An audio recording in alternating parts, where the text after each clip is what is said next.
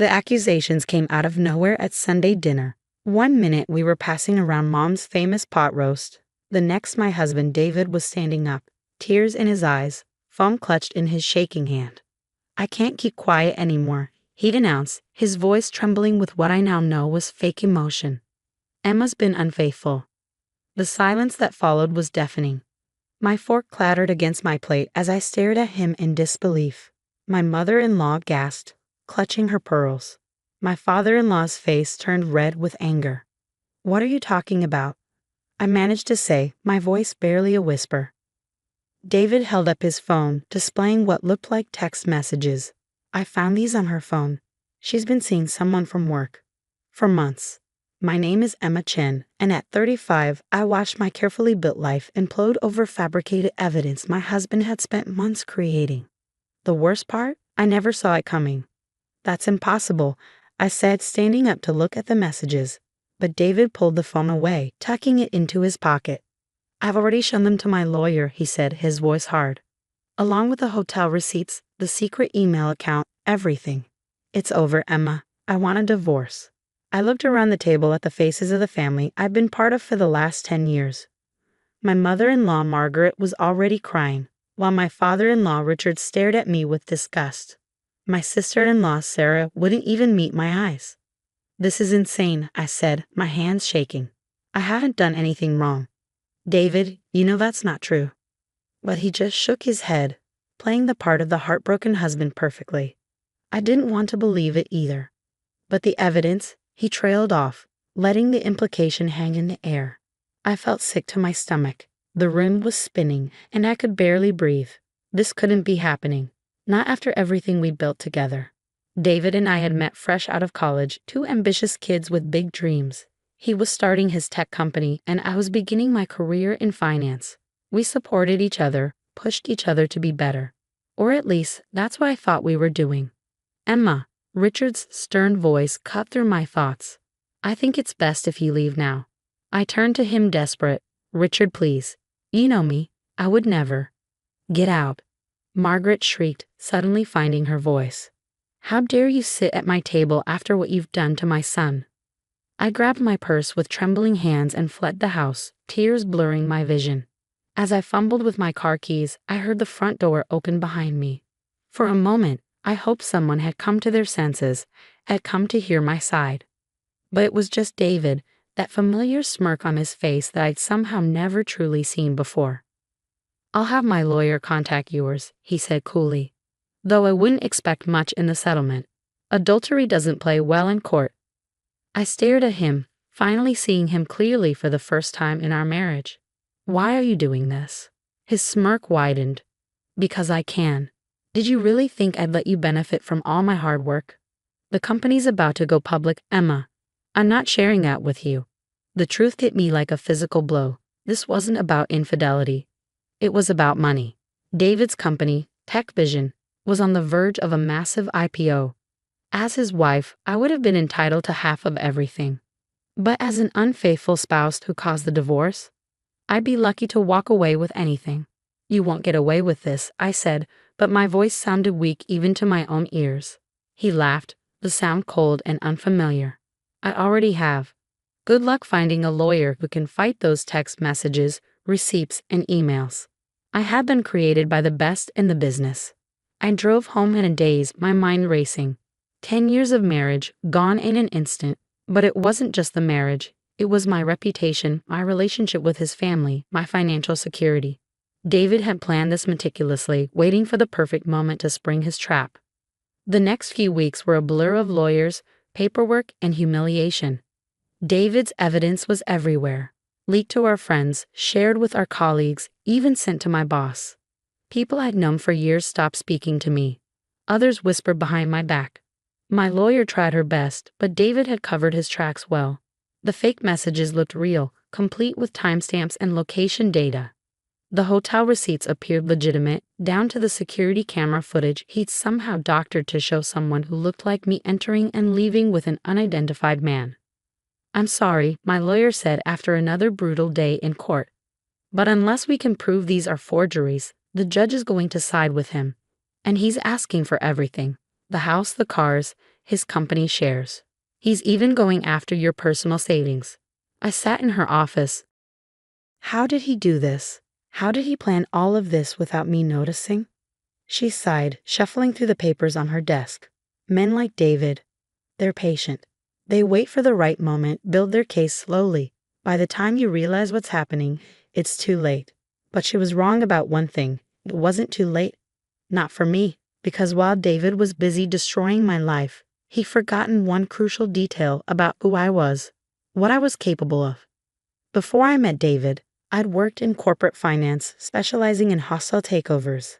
I knew how to read between the lines, how to find weaknesses in seemingly impenetrable companies, and most importantly, I knew how to play the long game. That night, I sat in my small apartment, all I could afford after David froze our accounts and started planning. The IPO was still months away. TechVision was valuable, but it had vulnerabilities. David had been so focused on his elaborate scheme to discredit me that he'd let other things slip. I opened my laptop and began digging. Years of working alongside David meant I knew where to look, what questions to ask. It took hours, but finally, I found what I was looking for. A small note in the company's financial records about an early investor, someone who'd been there before TechVision was anything more than an idea in David's head. Marcus John.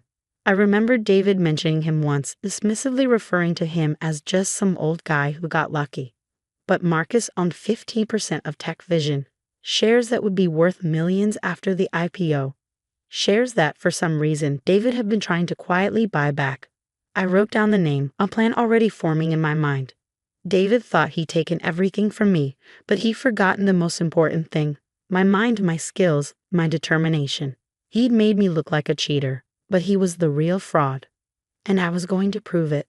Finding Marcus John proved harder than I expected.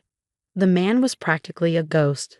No social media presence, no public records beyond the bare minimum. But after 2 weeks of searching, I finally had an address. A modest house in San Francisco's Sunset District. I stood on his doorstep at 9 a.m. on a Saturday, heart pounding. This was my one shot. If I was wrong about this, I'd lose more than just my dignity. I'd lose any chance of exposing David's lies. The door opened, revealing an elderly Asian man in wire-rimmed glasses. He looked exactly like someone who'd made an early tech investment and then vanished from the spotlight. Mr. John, I said, trying to keep my voice steady. My name is Emma Chen. I need to talk to you about TechVision. His eyes narrowed slightly. David Chen's wife. Ex-wife, I corrected, the words still bitter in my mouth. And I think you know why I'm here. He studied me for a long moment, then stepped aside. Come in. We have much to discuss. His living room was sparse but elegant, with traditional Chinese furniture and a stunning view of the ocean. He gestured for me to sit, then disappeared into the kitchen, returning with a pot of tea. So, he said, pouring us each a cup, you've discovered David's little secret. I leaned forward. I know he's been trying to buy back your shares before the IPO. What I don't know is why. Marcus took a slow sip of his tea. Because those shares aren't just shares. They're proof of what TechVision really is and who really created it. Over the next hour, Marcus told me everything. He hadn't just been an early investor, he'd been David's mentor, the original creator of the technology that would become TechVision's core product. David had been his student, helping to refine the code while learning the business. But then, Marcus said, his voice heavy with old pain, he decided he didn't want to share the credit. Or the profits. He stole it from you, I whispered, the pieces falling into place. Marcus nodded.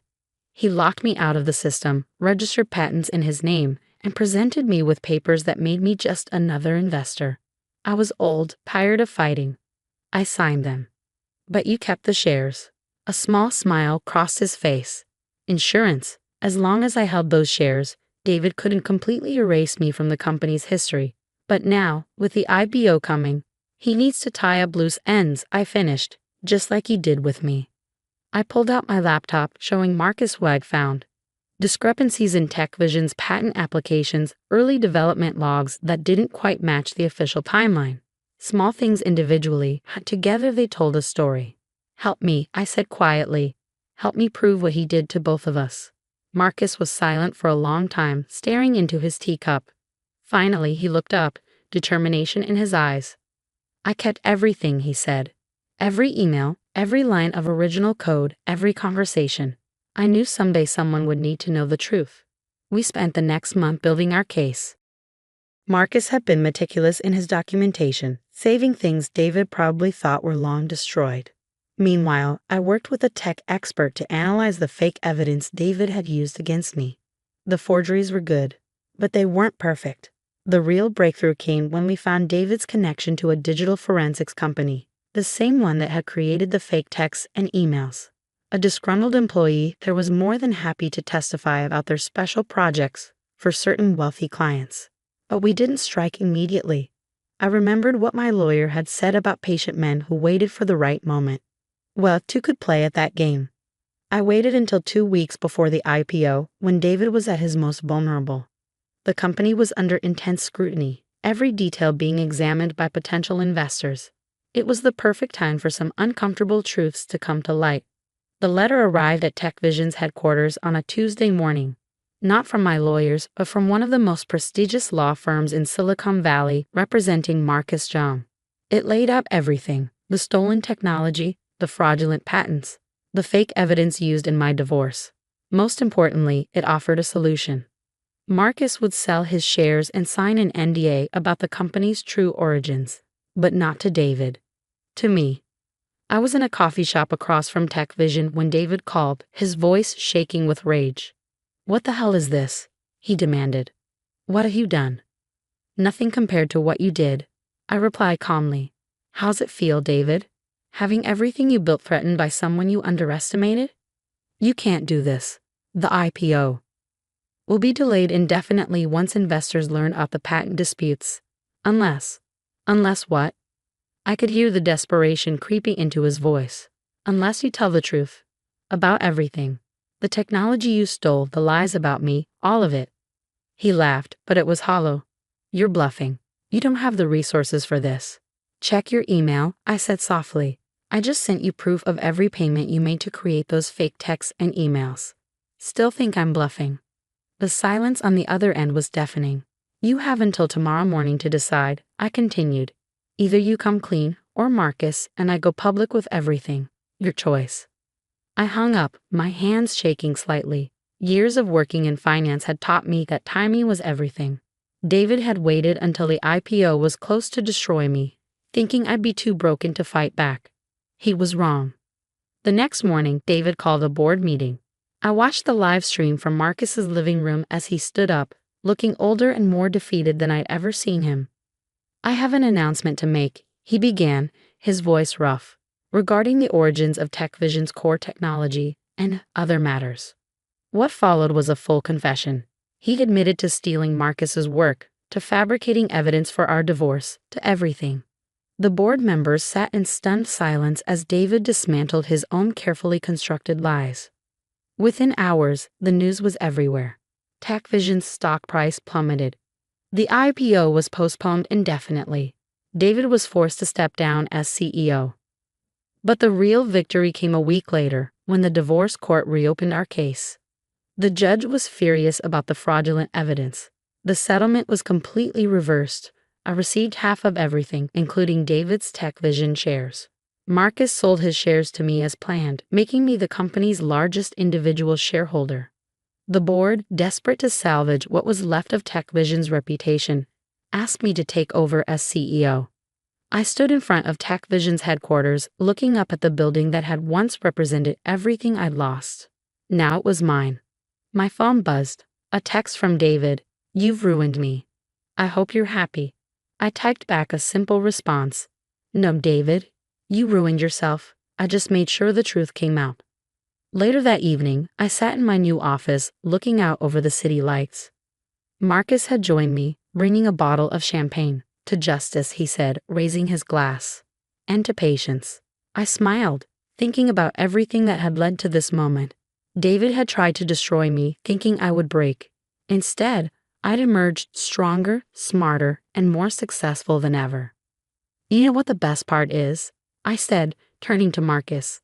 He never saw it coming, just like I never saw his betrayal coming. The difference is I had truth on my side. Marcus nodded sagely. Truth has a way of finding its way to the surface. Sometimes it just needs a little help. The next few months were a whirlwind of changes. Under my leadership, TechVision refocused on its original mission, creating technology that helped people, not just profits. Marcus joined the board of directors, his contributions finally acknowledged. David?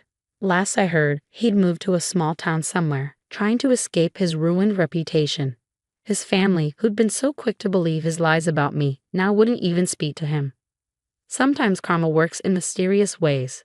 A year later, I was giving a speech at a women's business conference. The topic? Trust, Truth, and Triumph. How to rise after betrayal. The hardest lesson I learned, I told the audience, wasn't about business or technology. It was about patience. When someone tries to destroy you, they expect you to react immediately, emotionally. But sometimes the best revenge is taking your time, gathering your strength, and striking when they least expect it. I paused, looking out at the sea of faces. But more importantly, I learned that success isn't about getting even. It's about getting better. Better at what you do, better at who you are, better at recognizing both lies and opportunities. Because in the end, the truth always comes out. You just have to be strong enough to wait for it, and smart enough to know what to do when it does. The applause was thunderous, but I barely heard it. I was thinking about that Sunday dinner, the moment everything fell apart. If I could go back and tell myself what was coming, would I change anything? No, because sometimes you need to lose everything to realize just how much you're capable of gaining. Today, TechVision is stronger than ever. Marcus's original vision, combined with my financial expertise, has turned it into something we're both proud of. The company's success isn't built on lies anymore. It's built on innovation, integrity, and second chances. As for me, I learned that sometimes the worst betrayals can lead to the best opportunities. David thought he was writing the end of my story, but he was really just setting up the beginning of a much better one. And that's the thing about truth. It might take time, but it always finds its way to the light. You just have to be patient enough to wait for it, and brave enough to help it along when the time comes.